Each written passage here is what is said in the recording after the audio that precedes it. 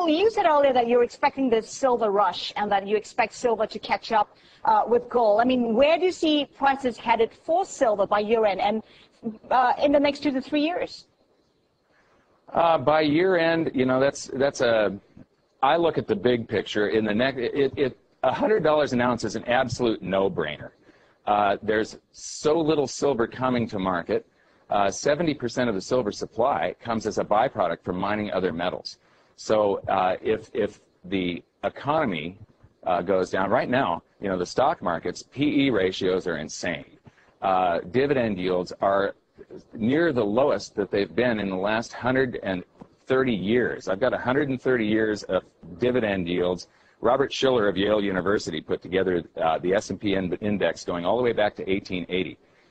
We are at lower dividend yields right now than the first 118 years of data. That suggests that we're in a bigger bubble in the stock market than the first 118 years. So what I see in the future is I believe that we're in what's called a dead cat bounce right now. The markets will roll over probably by the end of the year and start falling. Within the next 18 months, I expect to see silver up in the 20s, possibly the 30s. But $100 an ounce is an absolute no-brainer for silver. Let's take a look at the current environment. And central banks are beginning to raise interest rates. To what extent has that been priced into current prices? I don't believe it has been priced into current prices. Now, you know, Alan Greenspan eliminated the 30-year Treasury bond for quite a while. And so the U.S. government debt rolls over at an average 4.5 years. If interest rates go up, that means the deficit just gets larger. I mean, the interest payments on our debt is huge.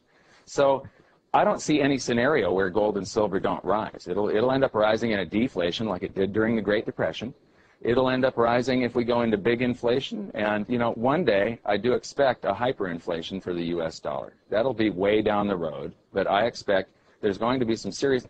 This decade is going to be completely unlike anything that any of us that are alive right now have experienced this coming decade. Sounds.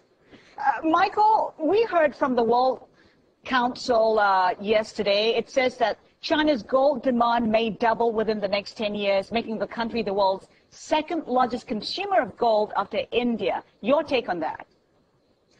Well,